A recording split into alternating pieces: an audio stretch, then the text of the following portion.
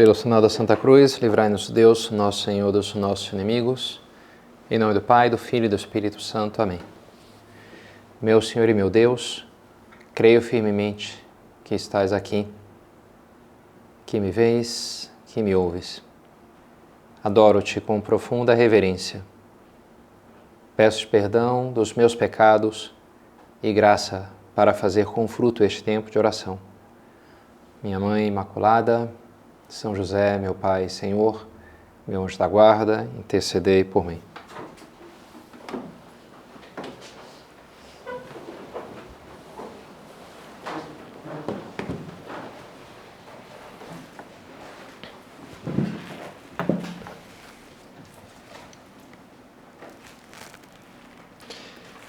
Ao desembarcar, Jesus viu uma grande multidão e compadeceu-se dela, porque era como ovelhas que não têm pastor, e começou a ensinar-lhes muitas coisas.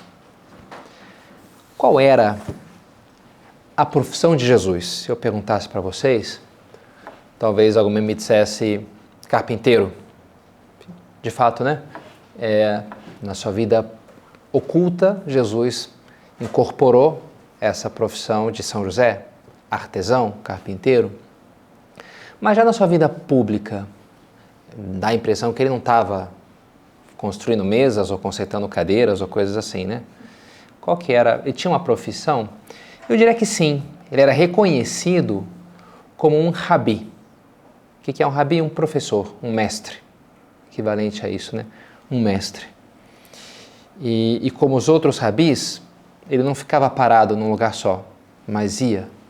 Não é, em geral, talvez houvesse alguma coisa assim, a academia de Platão, algum lugar onde as pessoas paravam para ter algumas aulas, mas o mais comum era que os mestres fossem por aí, vendendo a sua sabedoria, entre aspas, né? As pessoas que gostavam iam um pouco atrás deles, por isso se diziam seus discípulos, porque iam atrás.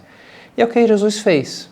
Ele ia para uma cidade, para outra, Galileia, Judeia, falava com crianças, homens, mulheres, ricos e pobres. Já com 12 anos, precocemente, quando vai no templo, começa a falar, começa a discussão ali das escrituras e deixa as pessoas admiradas com a sua sabedoria. Como os profetas, alguns os chamam assim, né? Os profetas explicavam, falavam, ensinavam as coisas. E Jesus fazia isso, não porque queria, não sei, ganhar vida com aquilo, se autopromover de alguma maneira, mas porque queria o bem das pessoas, como essa passagem, como esse versículo indica, né? Viu aquela multidão e se compadeceu delas, porque eram ovelhas sem pastor. As ovelhas parece que são bichos bastante cegos, vêm só a 2 metros, assim, muito pouco, né? Então facilmente eles se perdem, mas o pastor chama, assobia e eles seguem. Eles conhecem a voz do pastor e assim ajuda eles. Então Jesus vê aquela multidão como ovelha sem pastor, que está meio à deriva, sabe? Não sabe muito. E por isso pôs-se a ensinar-lhes largamente. O que ele faz para compensar isso? Dá orientação, ensinando, né? Falando as coisas para aquelas pessoas. E o que ele fez? Ele pediu aos apóstolos que fizessem igual.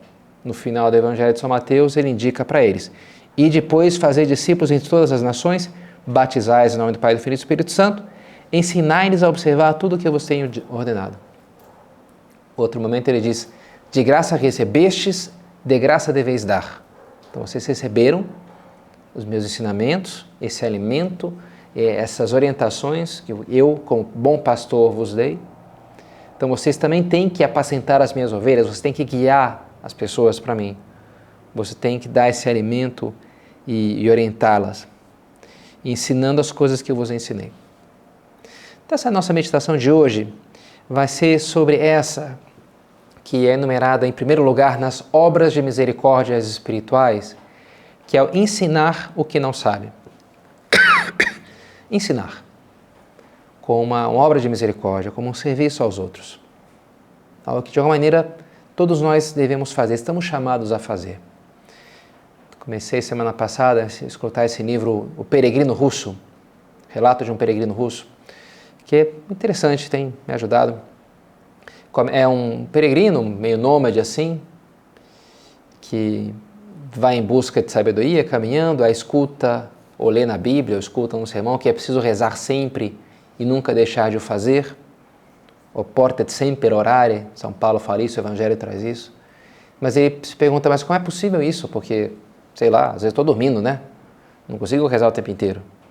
E ele vai procurando a resposta para essa pergunta.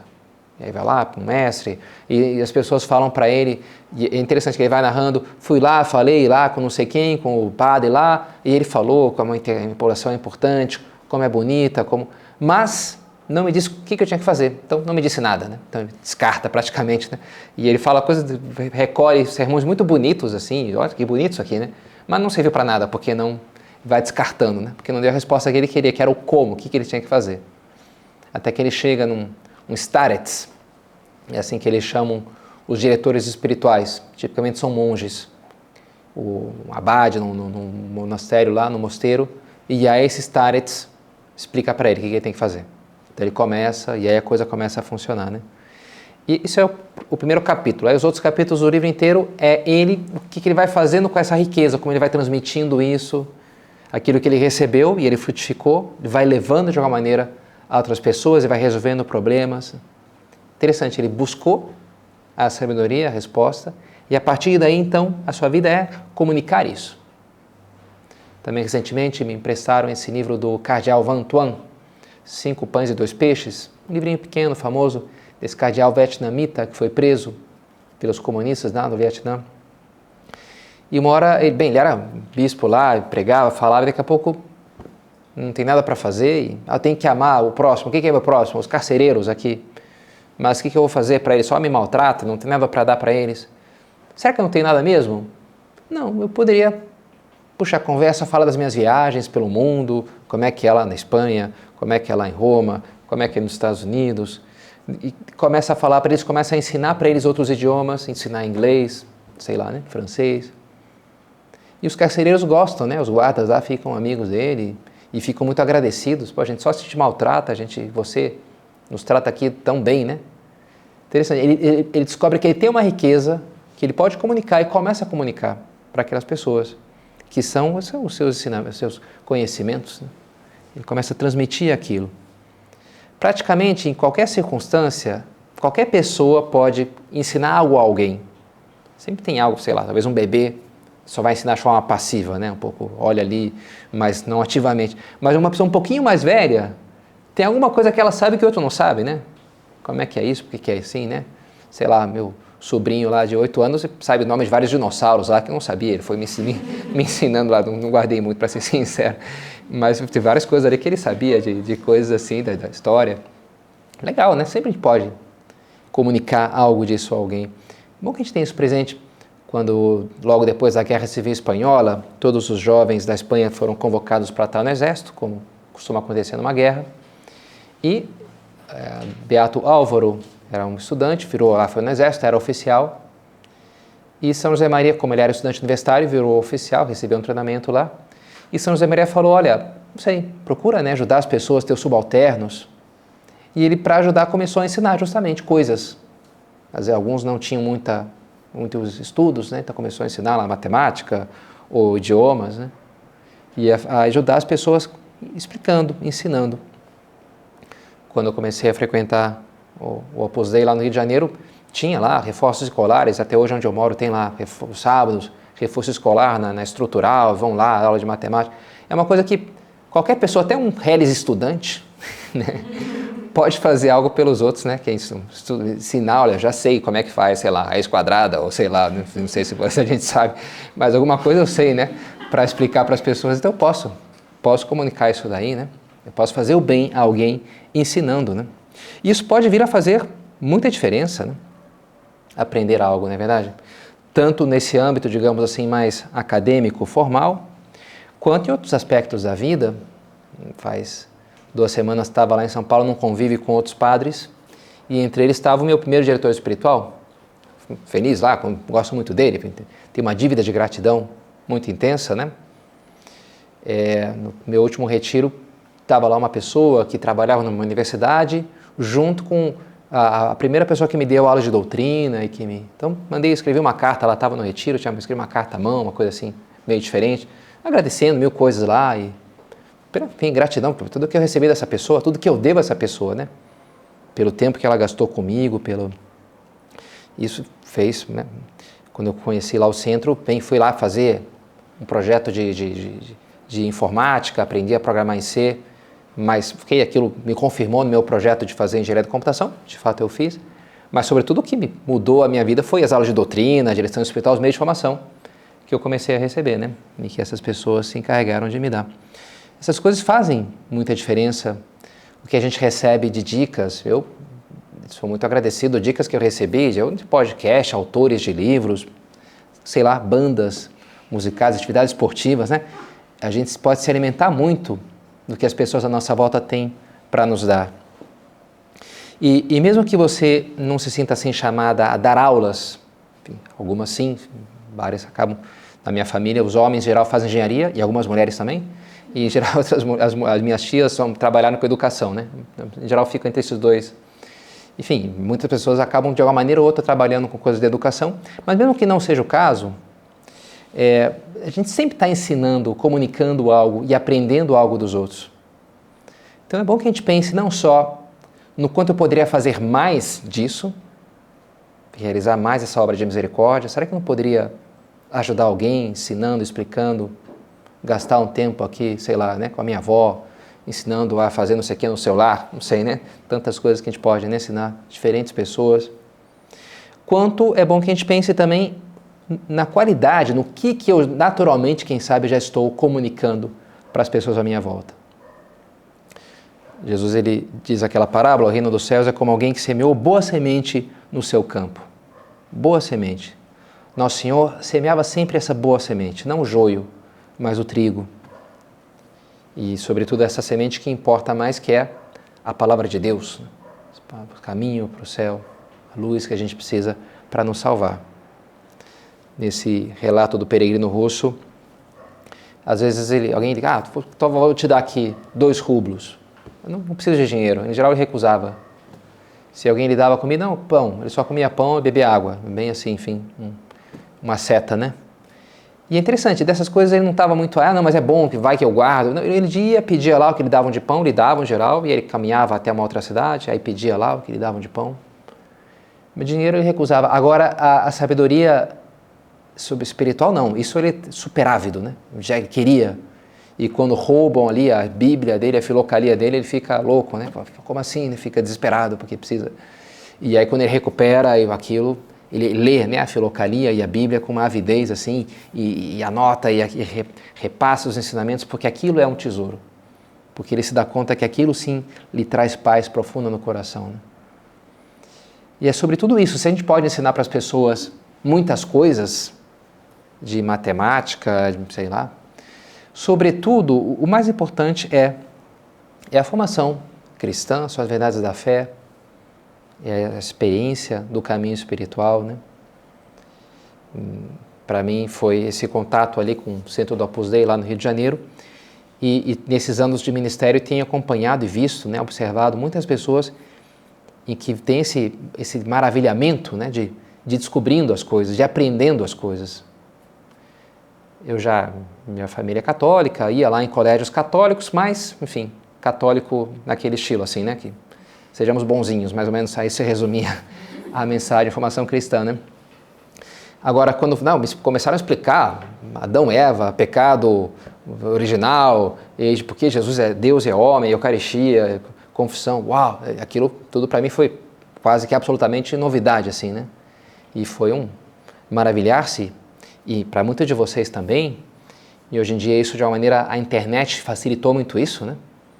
Na internet não dá para distribuir a comunhão ou fazer visita ao Santíssimo, não dá, né? Mas dá para dar catequese, dá para explicar, uma aula de doutrina, e muitas pessoas acabam se convertendo graças a isso.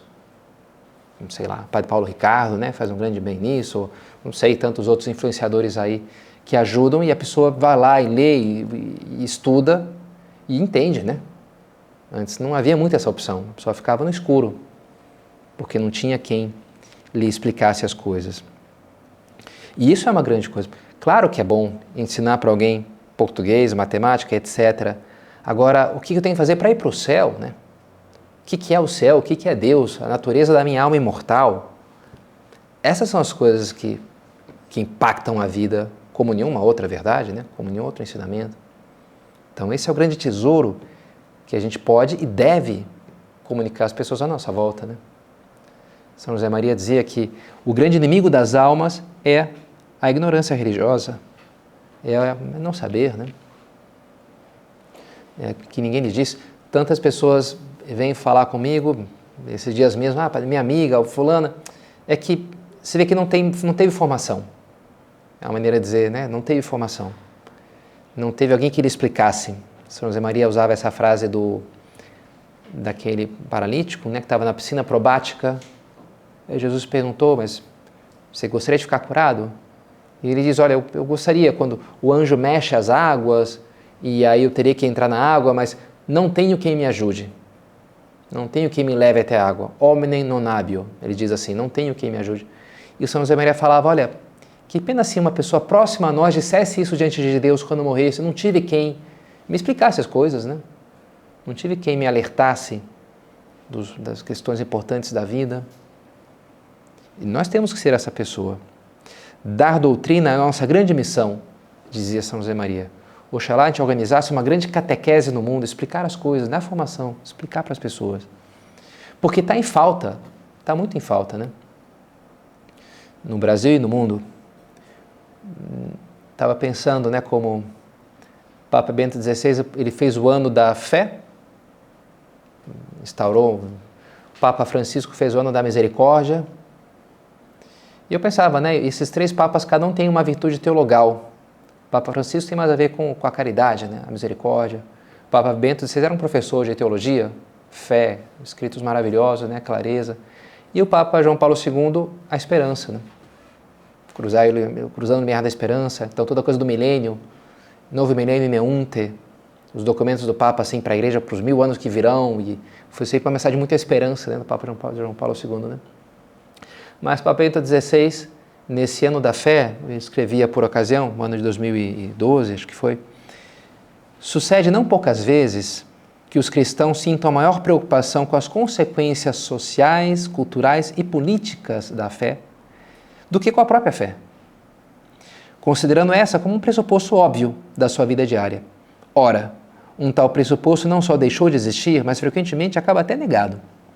Interessante, né? Não, isso aqui agora nós as consequências sociais da fé, as consequências.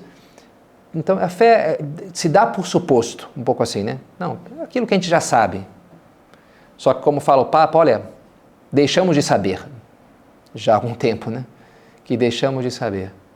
Por quê? Porque foi tanta insistência nas consequências da fé que se descuidou a própria comunicação da fé, a própria catequese básica.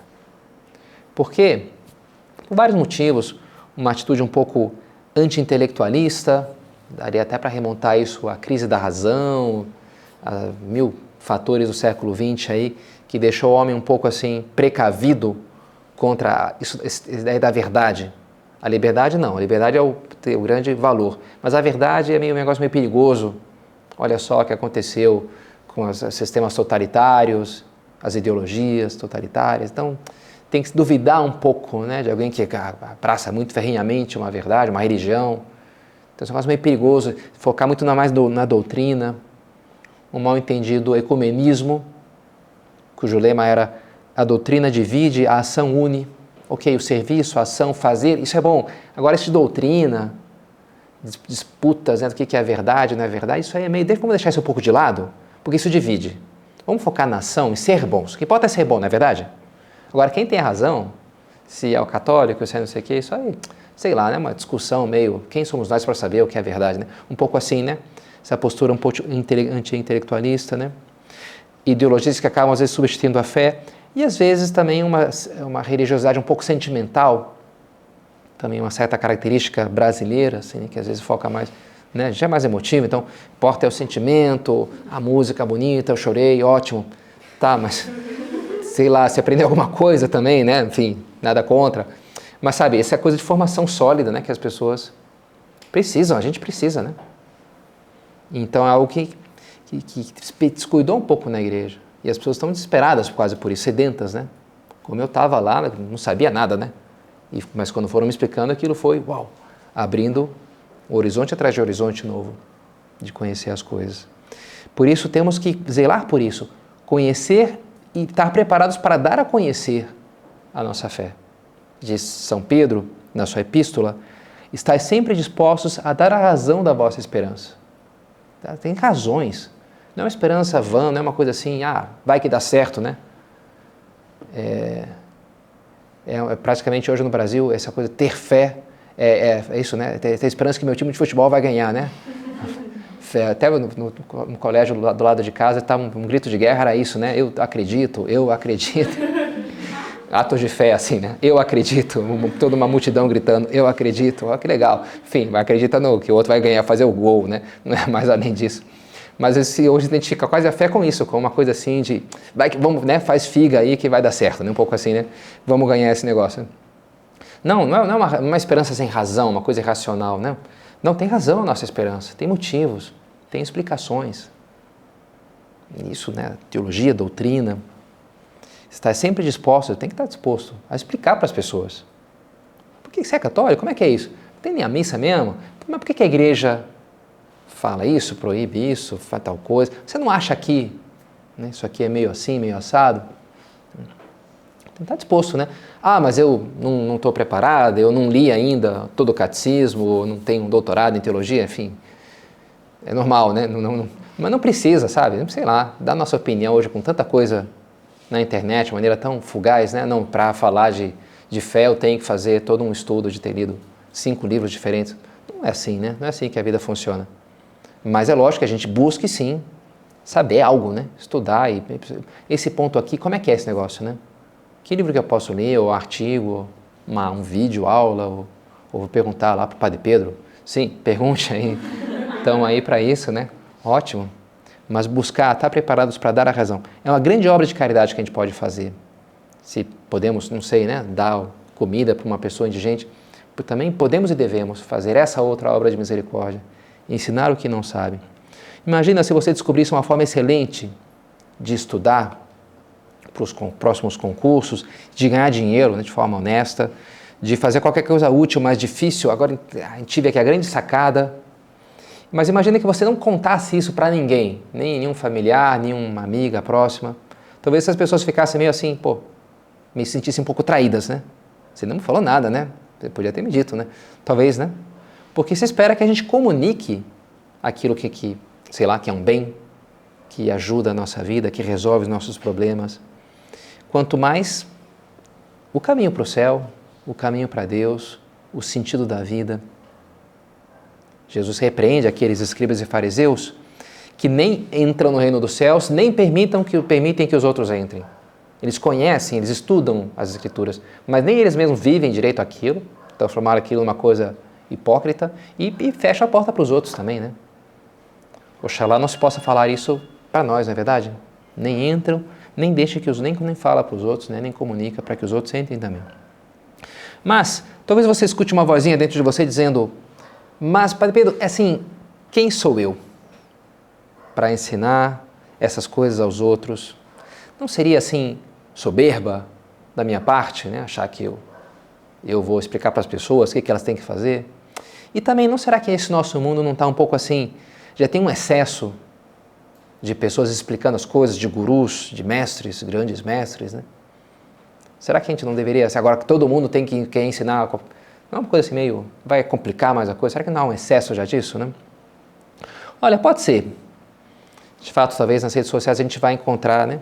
Às vezes, pessoas mais estão buscando uma espécie de autopromoção ou autoafirmação nas conversas, mostrar que eu sei. Acontece, né? Isso poderia, sim, estar presente na nossa intenção, nos contaminar de alguma maneira, né? Não há dúvida. Mas não é isso que move o bom professor. São Marcelino de Champagnat, uma frase famosa: para educar bem é preciso, antes de tudo, amar. Interessante, né? O bom professor, o que ele faz? A primeira coisa que ele faz? Amar o seu aluno. Por isso ele está interessado pelo bem do aluno, não pelo bem próprio. Você só é um bom professor na medida que você tem isso, né? Que é o que Jesus tinha, é o que ele fazia, né? Não veio para ser servido, mas para servir. E isso então nos leva para entrar na última parte, na terceira e última parte da meditação, que são as virtudes, então, que a gente precisa ter para viver bem isso de ensinar aos outros. para realizar essa obra de misericórdia, né? Começando, sobretudo, que se resume um pouco a isso, primeiro esse interesse real pela pessoa que eu vou ensinar, que eu quero ensinar, ter um bom conhecimento daquilo que eu penso transmitir, e se é uma coisa mais prática, ter inclusive a vivência daquilo, e por último, ter a necessária fortaleza que eu preciso para desempenhar bem essa missão. Primeiro, esse amor pelo meu aluno, pelo meu próximo, né? Por isso eu quero o bem dele, por isso eu quero ajudá-lo e ensiná-lo. E esse amor que me leva a estar atento, a olhar para a pessoa, a me dar conta de o que eu tenho diante de mim, se a pessoa está aprendendo, não está entendendo. Jesus fala a parábola do semeador, porque ele viu, olha, essa aqui está viajando, está aqui olhando para as unhas, tá, no Instagram, sei lá. Aqui a semente bateu, quicou, não entrou, né? É o terreno ali. Essa aqui está empolgadinha, mas depois não vai muito longe não, né? Porque ele via os corações, né? Então ele já sabia. O bom professor está atento, né? Não, aqui, pô, o pessoal está aproveitando. E isso faz com que ele se adapte. Jesus fazia isso. As parábolas são um pouco isso. Qualquer linguagem que essa pessoa entende, entra no mundo daquela pessoa, né? O amor me leva a entrar no mundo do outro. Agora, não basta isso daí. Depois, além de amar a pessoa, eu tenho que também conhecer bem o que eu estou falando, né? Para poder, de fato, ser capaz de ajudar. Ninguém dá o que não tem. O peregrino russo, na história lá, primeiro ele aprende e pratica aquele método de oração, aí depois ele começa a comunicar aquilo aos outros, né? Ele não fala só do que ele simplesmente ouviu, mas do que ele viveu aquilo. Quando Jesus começa a sua pregação, maravilhavam-se da sua doutrina, porque os ensinava como quem tinha autoridade, e não como os escribas, como algo que saía dele, não como alguém que estudou de uma maneira meio seca, né, as escrituras ali, dissecou aquilo ali, olha e tal. Não, é alguém que aquilo era vida, é vida dele, então por isso transbordava, como quem tem autoridade, né? Exousia, a palavra autoridade leva um pouco essa ideia daquilo que sai do que eu sou, né? Literalmente vem daí, né? Jesus explica assim, e nos convida a acudir a Ele para depois transmitir o que Ele quer transmitir através de nós aos outros. Aquele que tiver sede, venha a mim e beba. Do seu interior manarão rios de água viva. Primeiro você vem a mim e bebe, e depois você vai ter como matar a sede das pessoas à tua volta. Acho bonito aquele lema de Santo Tomás de Aquino, contemplar et alistradere contemplata. E a outros comunicar, entregar o que eu contemplei. A meta da vida dele era essa, né? Contemplar a Deus. Contemplare et alistradere contemplata. E o que eu descobri, vou comunicar aos outros. Isso me dá alegria, né? Porque eu estou comunicando essa riqueza que, em primeiro lugar, eu experimentei, absorvi, vivi. Se é algo mais prático, é preciso que a gente viva aquilo, né? O famoso provérbio, frei exemplo é o melhor pregador. Em geral, o seu melhor prega é o frei exemplo, né? Você está falando aí, mas depois você não faz, né? Como assim? Né? Então, sim, também ensinar com as nossas ações, mesmo que incluam erros, né? Acho bonito alguns pais, às vezes, que pedem desculpa para os filhos, sei lá, pisam na bola porque deu uma bronca exagerada e vai lá. É um belo exemplo isso daí, sabe? Ser capaz de pedir desculpas. Foi Santo Agostinho, segunda-feira, e, bem, o exemplo dele, os antes-exemplos ajudam, né? As Confissões, o livro mais importante dele, chama-se assim, como uma espécie de lista de confissões dos seus pecados, dos seus erros, mas no meio daquela confusão ele acabou chegando em Deus. Isso é muito inspirador para nós que temos pecados e erros. Também com os nossos erros, por causa da nossa luta, a gente pode ser exemplo de alguma maneira, ajudar as pessoas, né? E se anteontem foi Santo Agostinho, ontem foi São João Batista, em concreto o martírio de São João Batista, que é uma festa que nos fala do testemunho que ele deu da verdade. Jesus fala isso de si mesmo, né? Eu vim para dar testemunho da verdade. E testemunho é martírio em grego, né? Martíria. Se Jesus fez isso, também São João deu com a sua própria vida. Porque ele dizia para Herodes a verdade, ó, Herodes estava juntado com a mulher do seu irmão. E João Batista, o amor é lindo, tudo é válido, quem sou eu para julgar? Não, tá errado, você não pode fazer isso não, pô, isso é adultério, né? Você não é a esposa do teu irmão, não é tua, a história é essa, né? Isso é um escândalo, você é o rei, como assim, né? Então, por falar, claro, ali, acabou sendo morto, né? Porque provocou a ira ali, um mártir da verdade. Isso nos remete, então, a esse terceiro âmbito da virtude da fortaleza, que a gente precisa para falar as coisas. Jesus, no Apocalipse, aparece como um cavaleiro branco, de cuja boca sai uma espada. A palavra de Deus é uma espada de 2 gumes, que penetrante, né, no coração, rasga de alguma maneira. Né? Essa é interessante, às vezes uma espada é uma coisa violenta, assim, né? A palavra de Cristo é uma semente, mas é uma espada também, que pode nos rasgar, pode.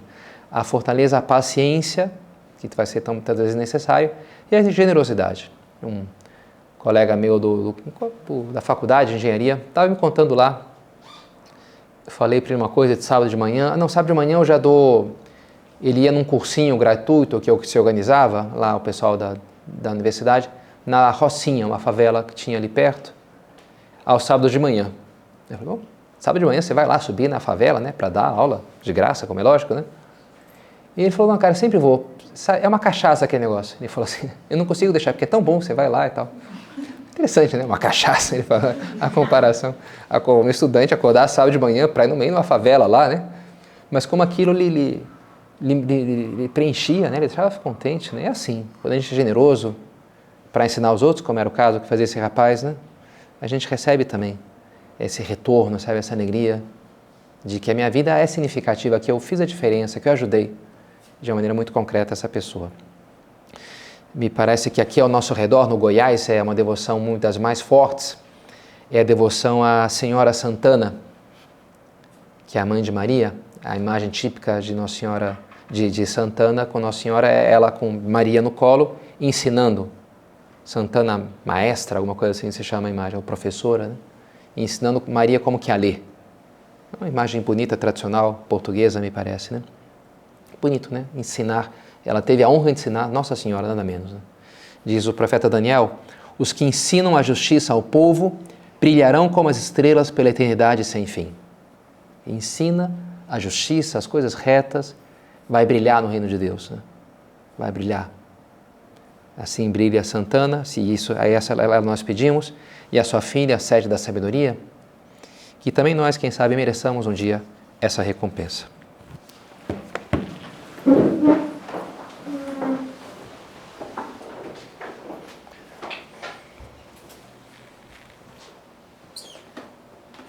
Dou-te graças, meu Deus, pelos bons propósitos, afetos e inspirações que me comunicaste nessa meditação. Peço-te ajuda para os pôr em prática.